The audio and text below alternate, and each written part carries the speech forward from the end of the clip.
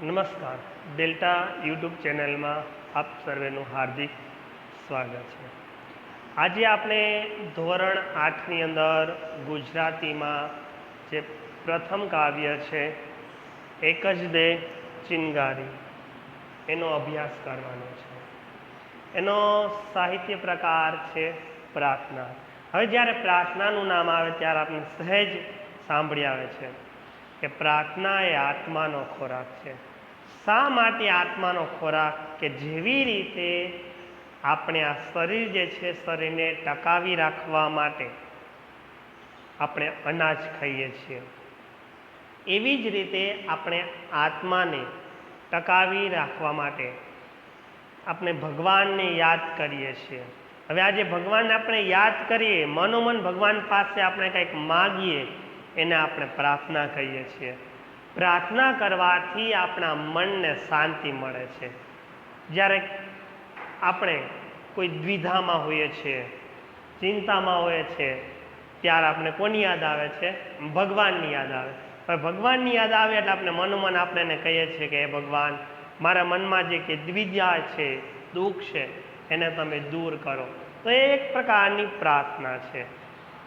ઘણા બધા લોકો અલગ અલગ રીતે પ્રાર્થના કરતા હોય. કોઈ પોતાના સ્વાર્થ માટે પણ ભગવાનને યાદ કરતો હોય ને પ્રાર્થના કરો. આપણે તો પણ ભગવાનને સહેજ રીતે આ પ્રાર્થના કરવાની છે.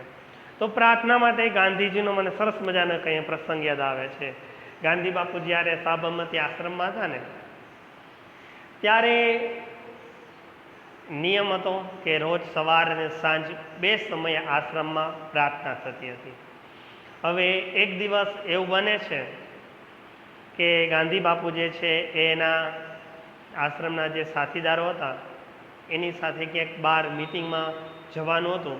પરંતુ જ્યારે આવે છે ત્યારે પ્રાર્થનાનો સમય થઈ ગયો હતો. જે પ્રાર્થના હોલ હતો એમાં બધા એકત્રિત યથાસ્થાને બેસી ગયા હતા અને બધા લોકો પ્રાર્થના માટે ભેગા થયા હતા. તો ત્યાં એવો નિયમ હતો કે જે પ્રાર્થનાની અંદર મોડા પહોંચે એને બહાર જે લોબી હતી એ લોબીની અંદર બહાર બેસવાનું અને પ્રાર્થના પછી એ અંદર આવી શકે છે.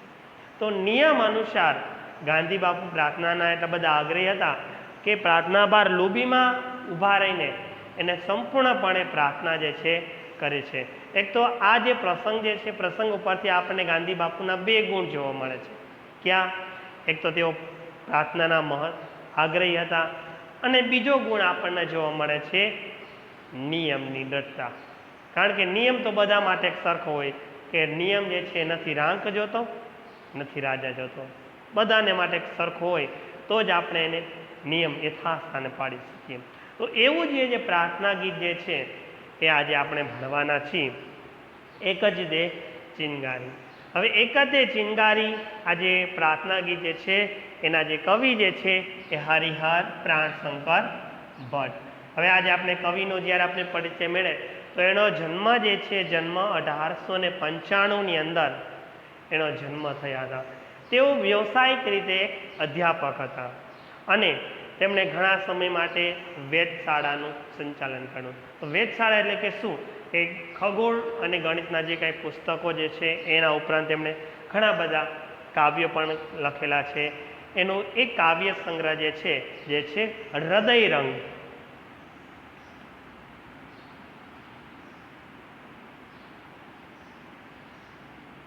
હૃદય રંગ આ તેમનો કાવ્ય સંગ્રહ છે અને એનું મૃત્યુ જે છે એ 1978ની અંદર તેમનું મૃત્યુ થયું છે. હવે આ કાવ્યનો આપણે જ્યારે સામાન્ય પરિચય મેળવીએ તો કવિ જે છે આ પ્રાર્થના ગીતની અંદર ભગવાન પાસે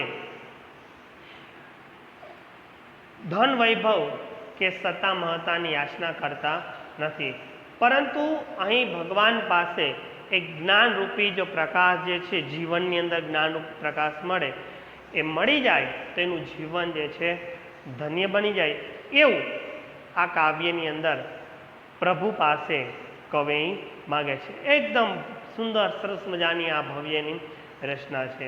હવે આપણે કાવ્ય તરફ જો આગળ વધીએ તો શરૂઆત કરીએ. એક જ દે ચિનગારી મહાનલ એક જ દે ચિનગારી, ચકમક લોઢું ઘસતા ઘસતા ખર્ચી જિંદગી સારી, જામગરીમાં તણખો ન પડ્યો, ન ફળી મહેનત મારી માનલ, એક જ દે ચિનગારી. હવે આ પેલી પંક્તિ જે છે ને આપણે સમજીએ.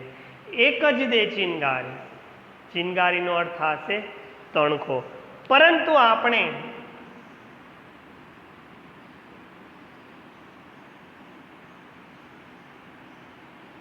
તણખો આ કાવ્યની અંદર આ ચિનગારી જે તણખો જે છે એ કયા અર્થમાં પ્રયોજવામાં આવ્યું છે? એ જ્ઞાનરૂપી પ્રકાશ, જ્ઞાનરૂપી પ્રકાશ. અહીં પ્રભુ પાસે એ જ્ઞાનરૂપી જે પ્રકાશ જે છે એની વાત કરે. એક જ દે ચિનગારી. હવે આ ચિનગારી આપણે જોઈએ તો આપણે જોડણીની અંદર પૂછાય છે. જોજો, ચી જે છે અશ્વ આવશે અને રી જે છે દીર્ઘ આવશે. અને આપને ધ્વનિ ઘટક એટલે કે સ્વર અને વ્યંજનની દ્રષ્ટિએ પણ આપણને 1 માર્કના પ્રશ્નની અંદર પૂછાય છે ચિનગારી. તો એને આપણે ધ્વનિ ઘટક કઈ રીતે છૂટી પાડી? તો એક શબ્દ આવે છે ચિનગારીનો ચ વત્તા અ, ચ પ્લસ ઈ. હસ્વ જે છે એટલે હસ્વ ચ પ્લસ ઈ વત્તા ન પ્લસ અ વત્તા ગ પ્લસ આ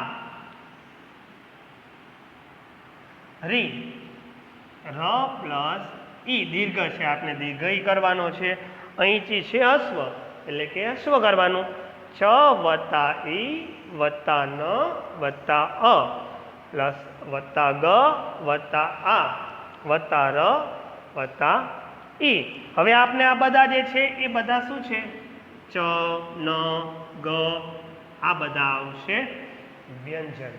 અને ઈ અ આ ઈ આ જે છે સ્વર છે.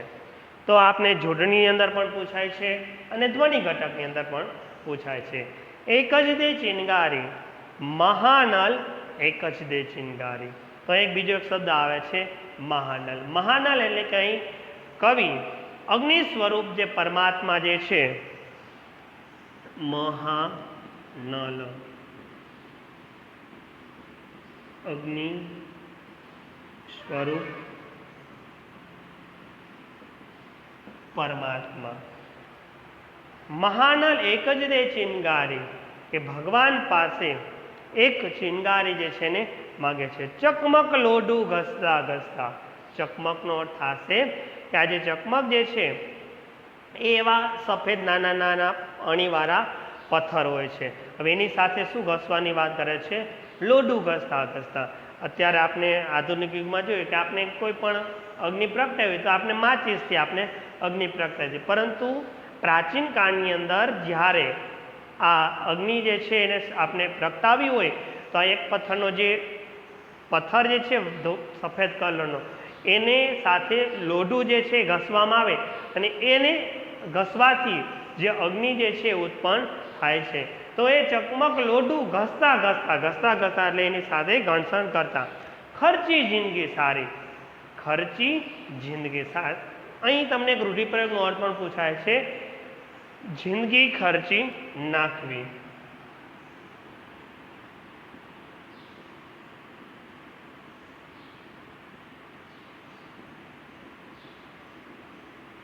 શું આપણે એનો અર્થ કરી શકું? જિંદગી ખર્ચી નાખવી. તો જીવન વેડફી નાખવું.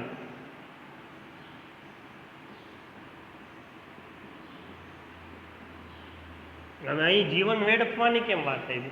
તો જેવી રીતે ચકમક લોઢું ઘસતા ઘસતા ખર્ચી જિંદગી સારી, કે ચકમક સાથે આપણું જે લોઢું જે છે ઘસવાથી આમ વ્યર્થ નકામા પ્રયત્નો કરીને આ જિંદગી જે છે ને આપણે વેડફી નાખીએ છીએ.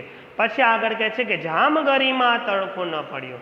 જામગરી એટલે કે જામનગર સાહેબની અહીં વાત નથી કરવામાં આવતી, કે જામગરી એટલે કે તોપ કે જે બંદૂક જે છે બંદૂકના ગોળાની અંદર એને સળગવા માટે જે કાકડો કરવામાં, કાકડાનો અર્થ શું કરીએ કે એક આપણે લાકડું લઈએ એની સાથે આપણે કોઈ ચીથરું કોઈ કાપડ જે છે એને બાંધી દેવામાં આવે, પછી એને સળગાવવામાં આવે અને પછી તોપ જે છે એને આપણે અંદર નાખીએ તો જેથી કરીને તોપ જે છે ફૂટે. તો જામગરી એટલે કે જે તોપ જે છે બંદૂકને ગોળાને સળગવા માટેનો જે કાકડો જે છે એ, પરંતુ આપણે એ અર્થમાં અહીં નથી લેવાનો, અહીં તો આપણે જિંદગીના અર્થમાં લેવાનું છે. એટલે કે જામગરીના તણખો ન પડ્યો, કે આપણું જિંદગીની અંદર જે તણખો એટલે કે આ તણખાની આપણે વાત નથી કરવાની, પરંતુ જ્ઞાનરૂપી જે પ્રકાશ જે છે પ્રકાશની આપણે વાત કરવાની, કે જામગરીમાં તણખો ન પડ્યો, ન ફળી મહેનત મારી. ન ફળી મહેનત, અહીં એક બીજો કહે કે મહેનત ન ફળવી. બીજું રૂઢિપ્રયોગનો અર્થ આપણે જોઈએ, મહેનત ન ફળવી. શું આપણે અર્થ કરી શકીશું? મહેનત વ્યર્થ જવી. વ્યર્થ એટલે કે નકામી જવી.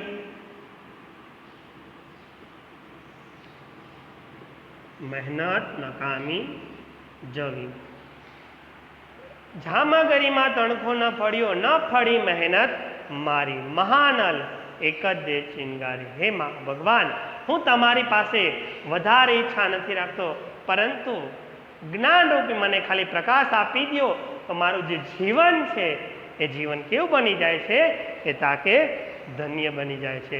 હવે આગળની બીજી પંક્તિ આપણે જોઈએ કે ચાંદો સળગ્યો, સૂરજ સળગ્યો, સળગી આભ તારી, ના સળગી એક સગડી મારી, વાત વિપતની ભારી, મહાનલ એક જ દે ચિનગારી. જો ચાંદો સળગ્યો, ચાંદો સળગ્યો, સૂરજ સળગ્યો. હે ભગવાન, તમે તો અગ્નિરૂપી પરમાત્મા છો, તો તમારા પ્રકાશથી આ ચાંદો જે છે એ પણ પ્રકાશિત થાય છે, સૂર્યદેવ પણ પ્રકાશ થાય છે.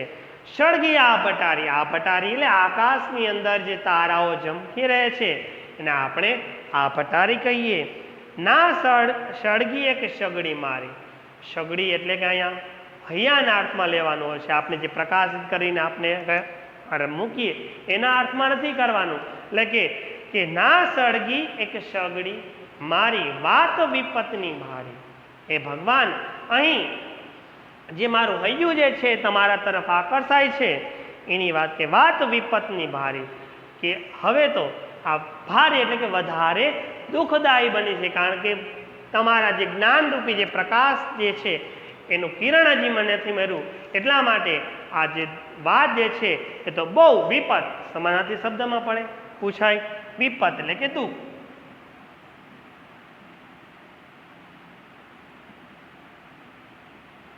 દુઃખ વિપત આ વધારે દુઃખદાયી વાત છે. મહાલય એક જ દે શિંગારી. આગળ આપણે જોઈએ કે ઠંડીમાં મુજ કાયા થથડે, ખૂટી ધીરજ મારી, વિશ્વનલ હું અધિક ન માગું, માગું એક શિંગારી. મહાનલ એક જ દે શિંગારી. હવે શું વાત કરે કે ઠંડીમાં મુજ કાયા થથડે. ઠંડી અહીં જળતાના અર્થમાં વાપરવામાં આવે છે, કે ઠંડીમાં મુજ કાયા. કાયાનો અર્થ થશે શરીર. સમાનાર્થી શબ્દમાં આપણે પણ પૂછાય છે. કાયા એટલે શરીર, તન, વપુ પણ આપણે કહી શકીએ. કાયા શરીર, કે ઠંડીમાં મુજ કાયા થથડે. થથડે એટલે મારે જે શરીર જે છે એ ધ્રુજે છે, ખૂટી ધીરજ મારી. હવે તો હે ભગવાન, મારી ધીરજ જે છે પણ ખૂટે છે. અહીં એક બીજો એક રૂઢિપ્રયોગ એવો કે ધીરજ ખૂટવી.